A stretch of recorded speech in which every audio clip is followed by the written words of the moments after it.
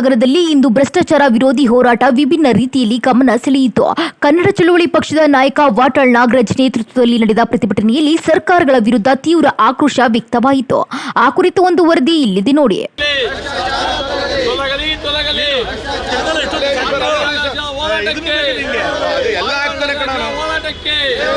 ವಾಟಾಳ್ ನಾಗರಾಜ್ ಅವರ ಕನ್ನಡ ಪರ ಹೋರಾಟಕ್ಕೆ ತೊಲಗಲಿ ವಾಟಾಳ್ ನಾಗರಾಜ್ ಹೋರಾಟಕ್ಕೆ ವಾಟಾಳ್ ನಾಗರಾಜ್ ಹೋರಾಟಕ್ಕೆ ವಾಟಾಳ್ ನಾಗರಾಜ್ ಹೋರಾಟಕ್ಕೆ ತೊಲಗಲಿ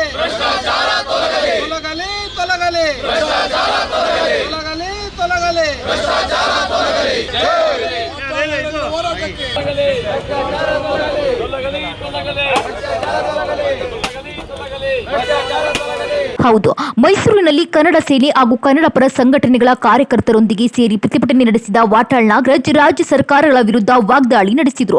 ಭ್ರಷ್ಟಾಚಾರ ರಾಜ್ಯದ ಆಡಳಿತ ವ್ಯವಸ್ಥೆಯನ್ನ ಸಂಪೂರ್ಣವಾಗಿ ಆವರಿಸಿದೆ ಎಂದು ಆರೋಪಿಸಿದ ಅವರು ಬಿಜೆಪಿ, ಕಾಂಗ್ರೆಸ್ ಹಾಗೂ ಜೆಡಿಎಸ್ ಆಡಳಿತ ಅವಧಿಗಳಲ್ಲಿಯೂ ಭ್ರಷ್ಟಾಚಾರ ವ್ಯಾಪಕವಾಗಿದೆ ಎಂದು ಟೀಕಿಸಿದರು. ಇನ್ನು ಈ ಹಿಂದೆ ಮುಖ್ಯಮಂತ್ರಿಗಳಾದ ಬಿಎಸ್ ಯಡಿಯೂರಪ್ಪ ಹಾಗೂ ಎಚ್ಡಿ ಕುಮಾರಸ್ವಾಮಿ ಆಡಳಿತ ಅವಧಿಯಲ್ಲೂ ಭ್ರಷ್ಟಾಚಾರ ನಡೆದಿತ್ತು ಎಂದು ಆರೋಪಿಸಿದ ವಾಟಾಳ್ ನಾಗರಾಜ್ ರಾಜ್ಯವನ್ನ ಲೂಟಿ ಮಾಡಲಾಗುತ್ತಿದೆ ಎಂದು ಆಕ್ರೋಶ ವ್ಯಕ್ತಪಡಿಸಿದರು.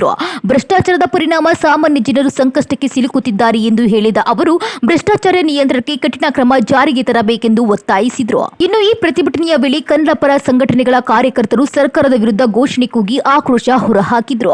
ಕೆಲಕಾಲ ಮೈಸೂರಿನಲ್ಲಿ ಪ್ರತಿಭಟನೆಯ ತೀವ್ರತೆ ಹೆಚ್ಚಾಗಿ ಸಾರ್ವಜನಿಕರ ಗಮನ ಸೆಳೆಯಿತು. ಒಟ್ಟಾರೆ ರಾಜ್ಯದಲ್ಲಿ ಹೆಚ್ಚುತ್ತಿರುವ ಭ್ರಷ್ಟಾಚಾರ ವಿರುದ್ಧ ಜನಜಾಗೃತಿ ಮೂಡಿಸಲು ಈ ರೀತಿ ಹೋರಾಟ ಮುಂದುವರಿಯಲಿದೆ ಎಂದು ವಾಟಾಳ್ ನಾಗರಾಜ್ ತಿಳಿಸಿದ್ದಾರೆ.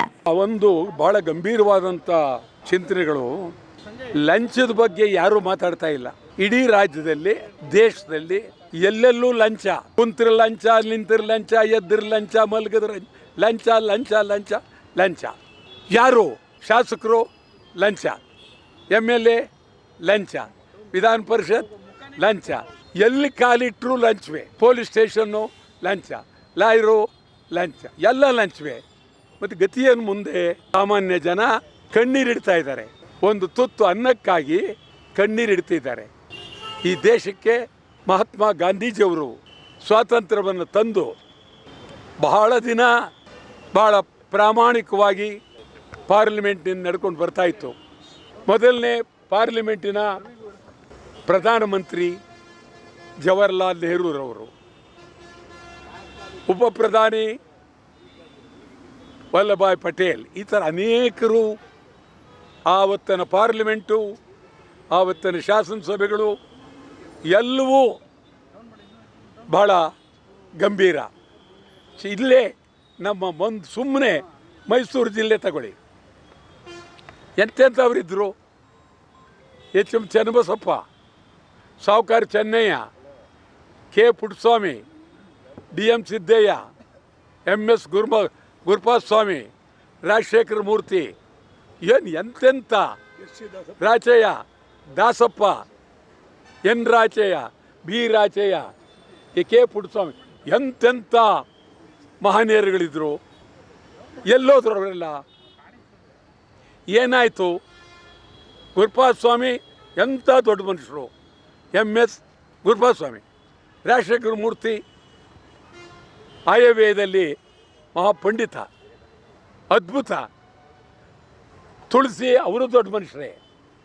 ಇವತ್ತು ಅಂಥ ವ್ಯಕ್ತಿಗಳು ನಮ್ಮ ಕಣ್ಣಿಗೆ ಕಾಣ್ತಾ ಇರಲಿಲ್ಲ. ಏನಿವತ್ತು ಭ್ರಷ್ಟಾಚಾರ? ಇವರವರೇ ಪಾಲ್ದಾರರು, ಚುನಾಯಿತ ಪ್ರತಿನಿಧಿಗಳೇ ಪಾಲ್ದಾರರು.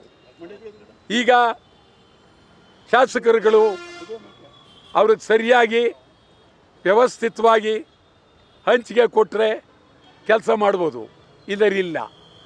ಎಲ್ಲೆಲ್ಲೂ ನಿಮಗೆ ನನಗೆ ಎಷ್ಟು ನೋವಾಗುತ್ತೆ ಅಂತಂದರೆ, ಖಾಸಗಿ ಶಿಕ್ಷಣ ಸಂಸ್ಥೆಗಳು ಮೋಸ ಮೋಸ, ಆಸ್ಪತ್ರೆ ಲಂಚ ಲಂಚ ಲಂಚ, ಗುತ್ತಿಗೆ ಕೆಲಸಗಳು. ಮತ ಚುನಾವಣೆಯಲ್ಲಿ ಯಾವುದನ್ನು ವ್ಯಾಪಾರ ಮಾಡಬಾರ್ದು ಅಂತಿತ್ತು, ಈಗ ಅದು ವ್ಯಾಪಾರಕ್ಕೆ ನಿಂತುಬಿಡ್ತು.